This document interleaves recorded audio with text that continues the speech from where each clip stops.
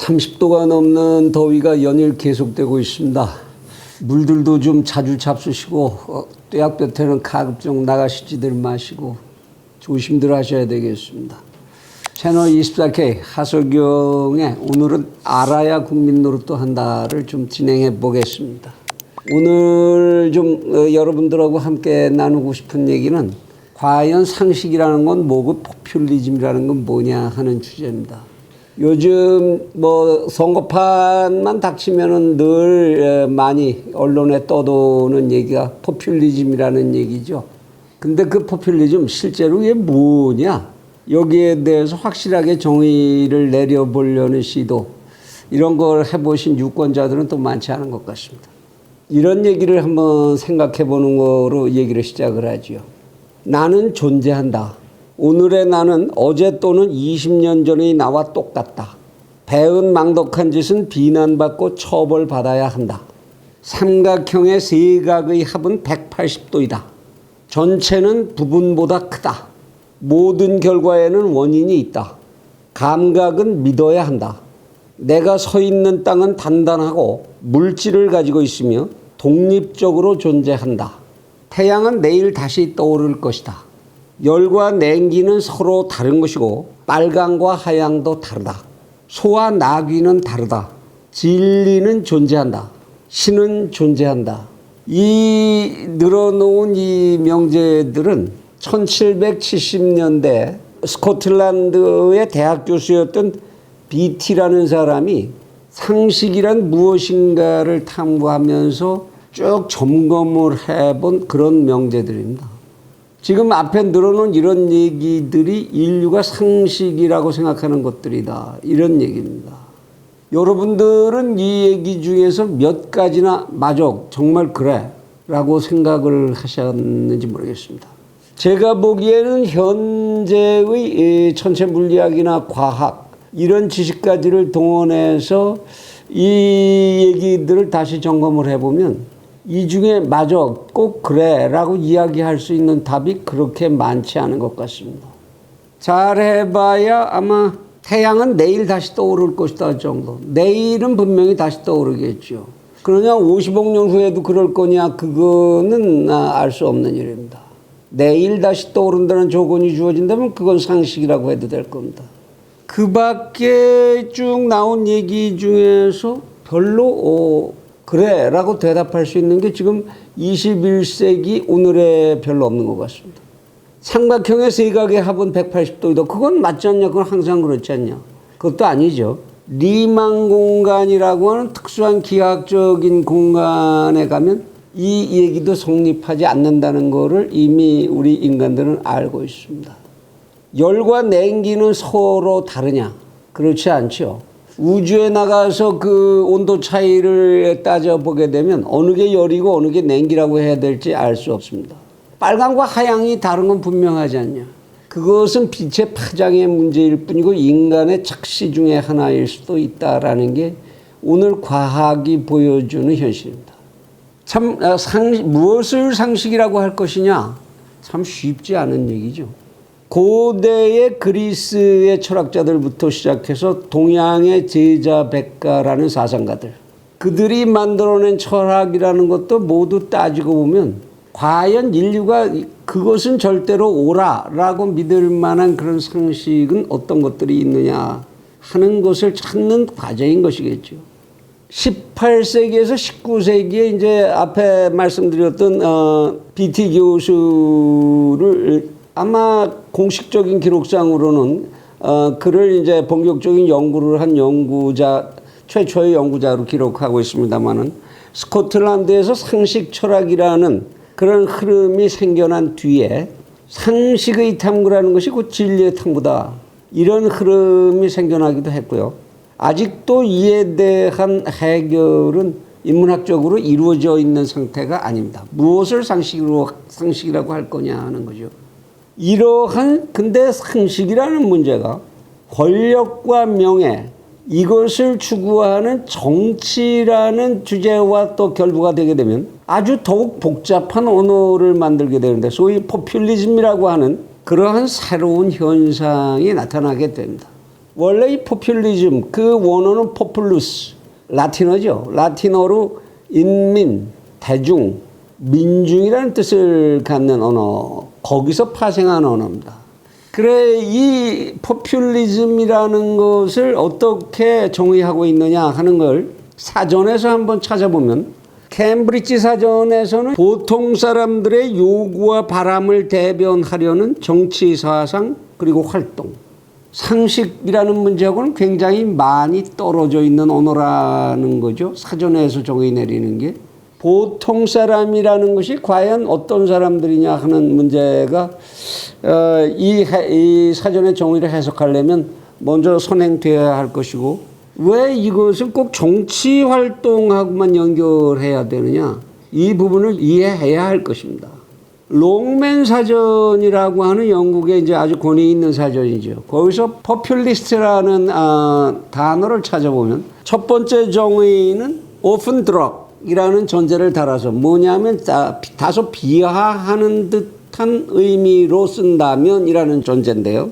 보통 사람들의 판단과 지혜가 실제로 있다라고 믿는 사람들, 특히 어떤 경우에 정치적인 문제에 있어서 보통 사람들이 가지고 있는 지혜나 판단이라는 것이 실제로 존재한다라고 믿는 사람들, 이 사람들을 포퓰리스트라고 한다고 정의했습니다. 두 번째 정의가 있는데요. Especially in the US, 미국에선 특히 이렇게 생각한다라고 또 토를 달았습니다.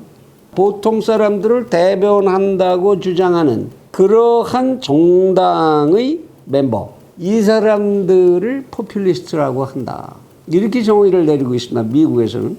그러니까 포퓰리즘이라는 것은 일반적 상식과는 분명히 다르다는 거죠. 정치적인 경우에 정치인들이 특정한 경향을 보일 때 이것을 포퓰리즘이라고 한다. 이런 얘기로 이해해야 할 것 같습니다. 결국 상식이라는 것이 인류의 보편적인 지혜, 이거라고 한다면 포퓰리즘이라는 것은 결국은 정치와 관련되어 있는 판단, 이렇게 정의해야 하는 것이 아마도 현실적인 개념일 것 같습니다. 그런데 일부 이제 대중이라는 등, 민중이라는 등 이런 쪽의 그런 개념의 친화적인 일부 학자들은 이런 주장을 하기도 합니다. 포퓰리즘이라는 건 대중의 뜻을 따르는 정치 행태이며 디모크라시에서 데모스 역시 인민을 뜻하는 것이므로 포퓰리즘과 디모크라시는 결국 뿌리가 같은 언어다. 그래서 그들은 이렇게 주장을 합니다. 포퓰리즘은 결국 대중적 지지를 바탕으로 하는 것이고 민주주의는 따라서 포퓰리즘을 따라서 형성될 수밖에 없는 것이다. 이런 이제 궤변을 늘어놓기도 하지요. 글쎄요, 그것이 뭐 그들 입장에서 우리가 왜 궤변이냐 이러고 항변할지 모르겠습니다. 어쨌든 따지고 보자면 인류가 지금까지 만들어왔던 사상이라고 하는 것들, 그것이 민주주의건 휴머니즘이건 무슨 마르크시즘이건 이런 사상이라는 것들이 결국은 대중적 지지를 얻고자 하는 그런 포퓰리즘적 경향을 가지고 있다는 걸 부인하기는 어렵습니다.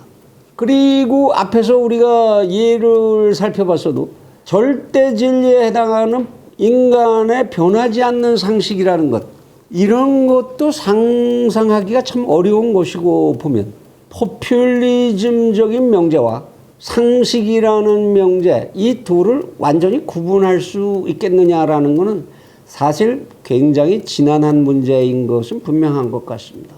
그러나 아무리 그것이 그렇게 참 구분하기 무척 어려운 주제라고 할지라도 포퓰리즘은 민주주의라는 특성 속에서 나타나는 선거제도, 이것과 관련해서 반드시 등장하고 동작한다라는 사실.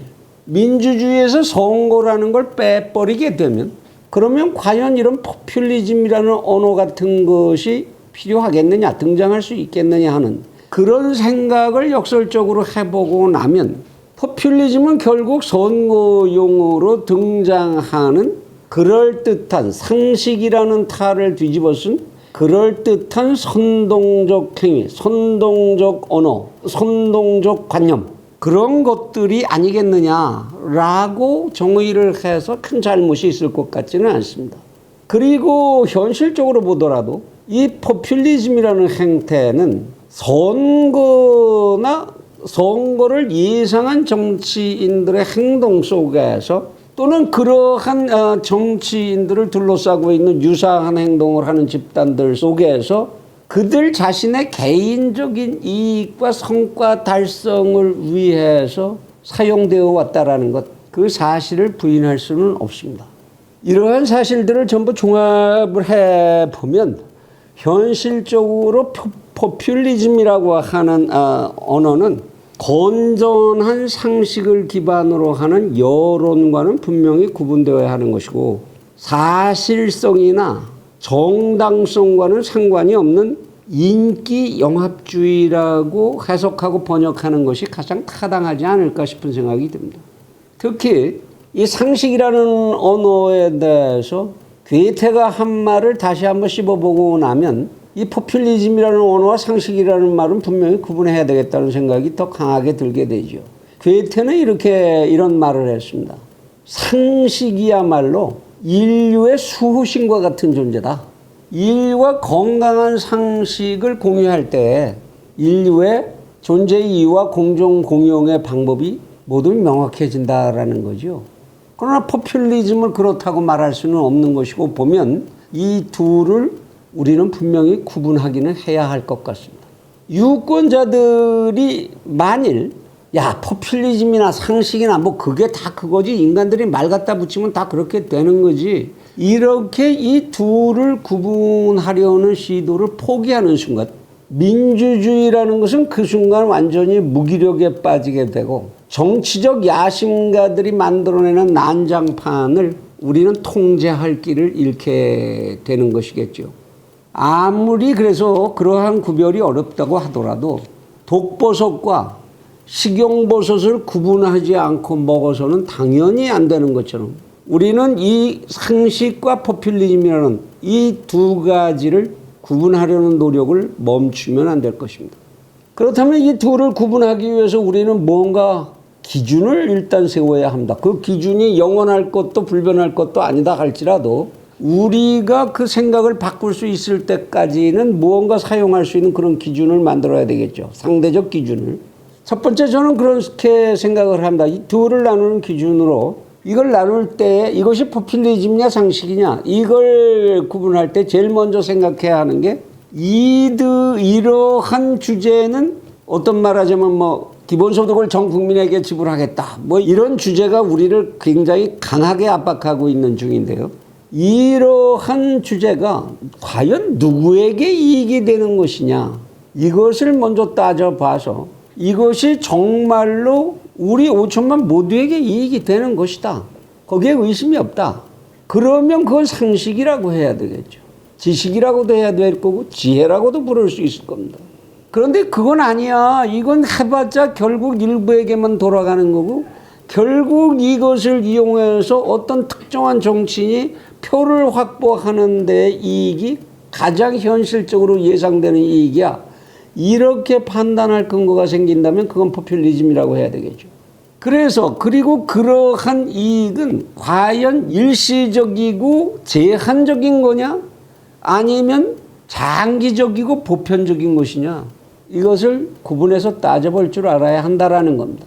또한 그러한 이익을 만들어내기 위해서는 우리가 어떤 비용을 대신 지불해야 할 것이 있으며, 그 비용은 과연 누가 지불할 것이냐, 그 이익이 귀착하는 자와 그 비용을 부담하는 자가 같으냐 아니냐, 이런 것들을 우린 따져봐야 할 겁니다. 뿐만 아니라 그것이 정말로 이익이라고 할지라도 그러한 이익을 실현시킬 수 있는 방법을 우리는 현실적으로 가지고 있는 게 맞느냐, 아니면 선거 때 지나면은 이렇게 저렇게 안 돼, 결국은 이렇게 흘러가 버릴 얘기냐, 그 정도는 따져봐야 할 겁니다. 또한 최종적으로 그러한 제안이 우리 앞에 던져졌을 때 과연 이것은 우리가 선택할 수 있는 유일한 대안이고, 똑같은 비용을 지불할 때에 더 나은 대안은 과연 존재하지 않느냐, 이것을 끝까지 살펴보려는 노력을 민주사회에서 살아가는 국민들이라면 포기해서는 안 될 것입니다. 어떤 경우라고 할지라도 그러한 제안이 유권자들, 몇몇 유권자들의 이기주의와 욕심을 유혹하기 위한 것이 분명한 것이라면, 그리고 그로 인해서 표를 얻고자 하는 목표가 눈에 빤히 보이고 있다면, 그래서 그 결과가 그 제안을 한 정치인의 이익으로 귀착된다라는 것이 눈에 빤히 보인다면 우리는 그러한 유혹에 과감히 침을 뱉을 수 있는 그런 국민들이 돼야 할 것입니다. 우리는 2년돌이 3년돌이로 끝도 없이 선거판에서 그 속에서 시달리며 살아야 하는데, 우리가 정치인들의 이런 포퓰리즘에서 만약 헤어날 능력이 없다면, 그리고 그런 노력을 하지 않는다면, 결국은 나는 나도 모르는 사이에 내 인생을 내가 소유하고 내가 살 수 있는 권리를 나도 모르는 사이에 결국 정치인들에게 모두 그들의 소나기 속에 모두 넘겨주게 된다는 그런 사실을 우리는 이제 깨달을 때도 됐습니다. 당할 만큼 당했으니까요. 인생의 가장 큰 어리석음 중에 하나가 자신의 사실은 어리석음인데 그것을 자신의 꾀라고 생각하고, 그 어리석음 속으로 가는 게 자신의 이익이라고 생각하고 자기 손으로 자기 발등을 찍는 그런 행위를 하는 것이야말로 인생의 가장 큰 어리석음이라고 해야 되겠죠. 이제 우리 대한민국의 유권자들도 이 정도는 상식으로 알만한 때가 되지 않았는가 싶습니다.